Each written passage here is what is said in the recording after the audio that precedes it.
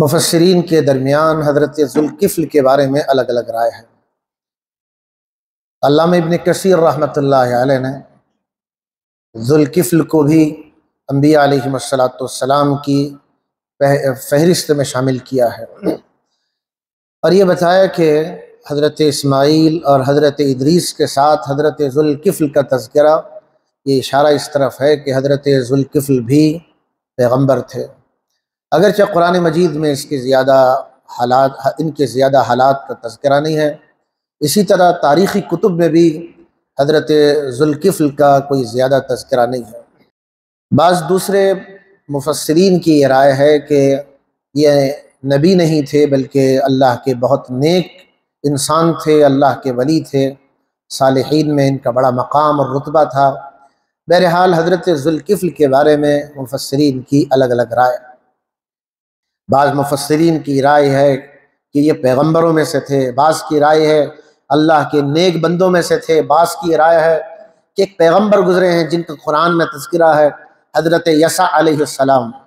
عام طور پر یہ نام ہم سنتے نہیں ہیں، قرآن مجید میں اس کا ذکر ہے۔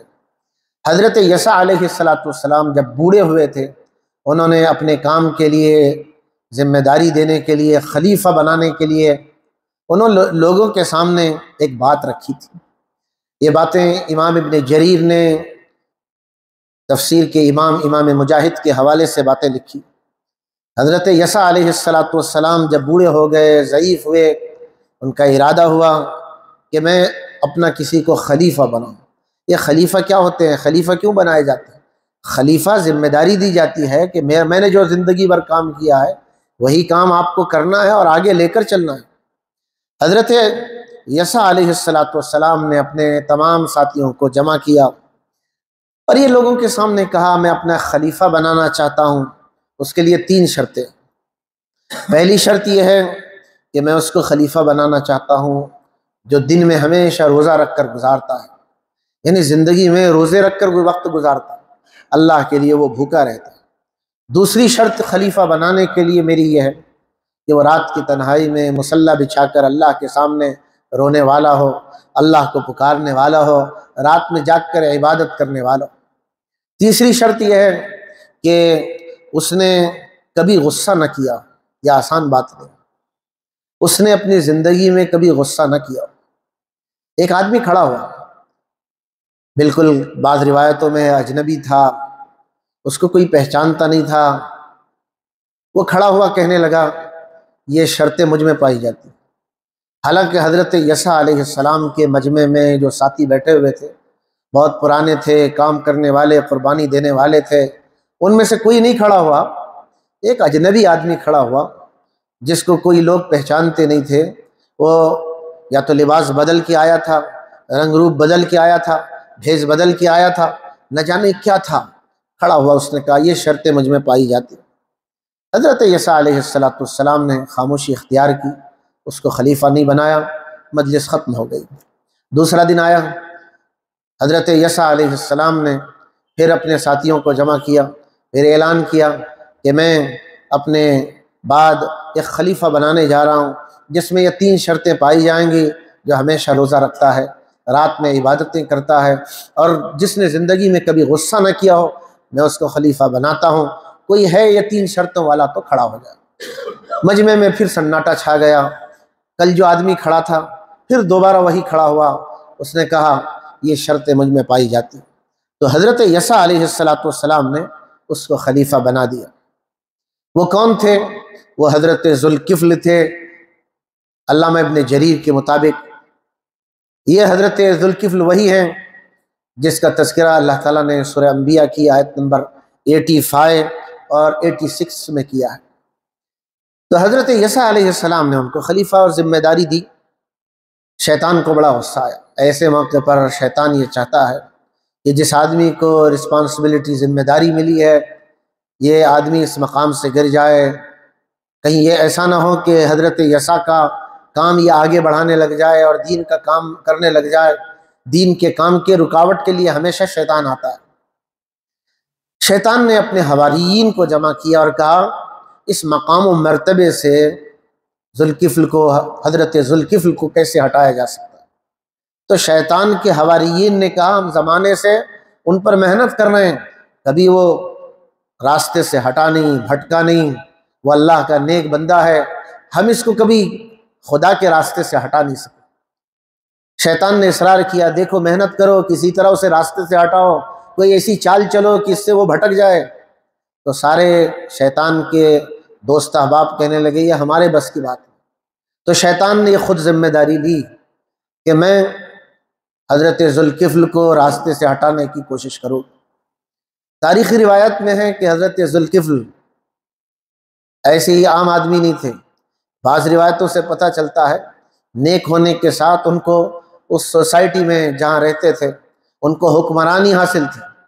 اس سے اندازہ ہوتا ہے کہ حضرت ذوالکفل لباس بدل کر کے، روپ بدل کر کے حضرت یسع کے پاس آئے تھے۔ وہاں کے وہ حکمراں تھے، قاضی تھے، وہ فیصلہ کرنے والے تھے۔ حضرت ذوالکفل کی ایک عادت تھی، رات بھر جاگتے تھے، عبادت کرتے تھے، صبح کے وقت لوگوں کے فیصلے کرتے، انصاف قائم کرتے، لوگوں کی رہنمائی کرتے تھے۔ 24 گھنٹے میں صرف دوپہر کے وقت قیلولہ کیا کرتے تھے، تھوڑی دیر کے لیے۔ دن بھر روزہ رکھتے، رات بھر عبادتیں کرتے، دن بھر لوگوں کی خدمت کرتے، دوپہر میں قیلولہ کیا کرتے تھے۔ شیطان کو حضرت ذوالکفل کو غصہ دلانا مقصود تھا۔ جس وقت حضرت ذوالکفل سونے کے لیے، قیلولے کے لیے جاتے تھے، شیطان انسانی بھیس میں آیا، دروازہ کھٹکھٹایا۔ حضرت ذوالکفل نے پوچھا کون ہو؟ انہوں نے کہا میں ایک مظلوم بوڑھا انسان ہوں۔ تو حضرت ذوالکفل نے دروازہ کھولا، پوچھا، اس نے کہا میں ایک بوڑھا انسان ہوں، مجبور انسان ہوں، رشتہ داروں کا مجھ پر بڑا ظلم ہے، رشتہ دار مجھے، برادری والے مجھ سے جھگڑتے ہیں، لڑائی کرتے ہیں، مجھ پر ظلم کرتے ہیں۔ مقصود وہ نہیں تھا، اتنی لمبی باتیں سناتا رہا شیطان کہ وہ سونے کا ٹائم ختم ہو گیا۔ یہ پہلا دن تھا جس نے شرارت کی تھی حضرت ذوالکفل کے ساتھ۔ سونے کا وقت، قیلولے کا وقت ختم ہو گیا تو حضرت ذوالکفل نے کہا جب دربار لگ جائے، جب عدالت لگ جائے تم وہاں چلے آنا، اپنی بات رکھنا، تمہارے بارے میں رائے لے کر فیصلہ کیا جائے۔ شیطان چلا گیا، سونے کا وقت ختم ہوا، دربار لگا، وہ شیطان تو آیا نہیں، تو اس کو مقصود کچھ اور تھا۔ دوسرے دن صبح ہوئی، دربار پھر لگا، وہ حاضر ہوا نہیں۔ حضرت ذوالکفل انتظار کرتے رہے، وہ اللہ کا بندہ گیا کہاں جو مظلوم بوڑھا تھا۔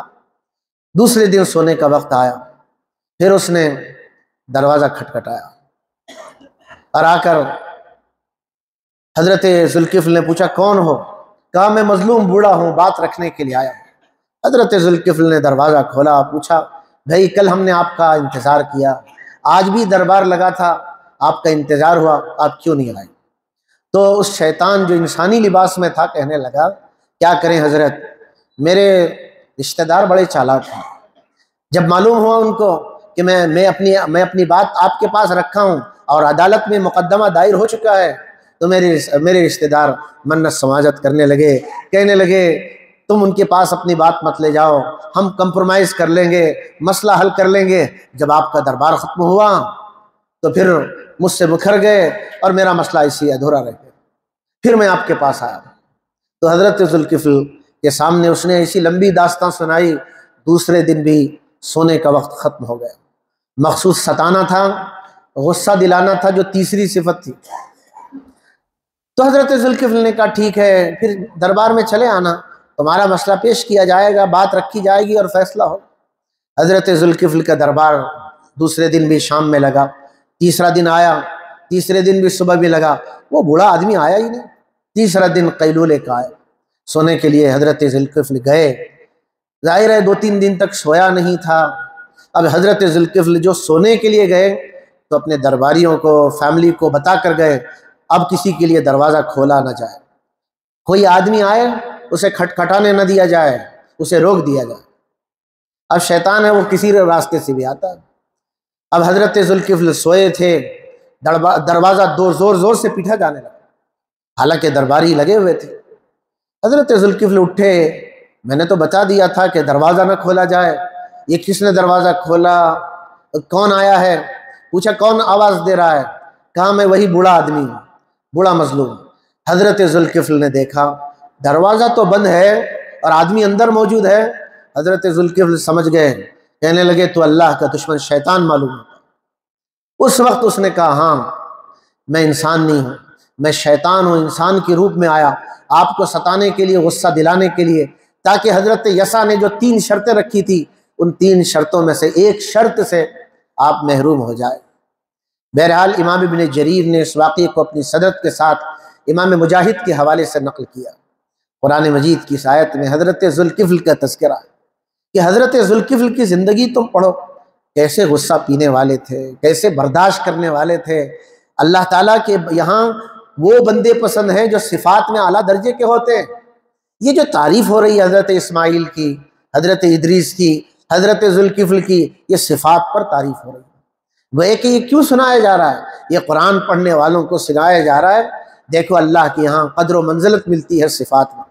جو آدمی جتنا صبر کرتا ہے، جتنی قربانیاں دیتا ہے، اللہ کے لیے جتنا جیتا ہے اور مشکل حالات کو برداشت کرتا ہے، ایسے لوگوں کی اللہ کے یہاں قدر ہوتی ہے۔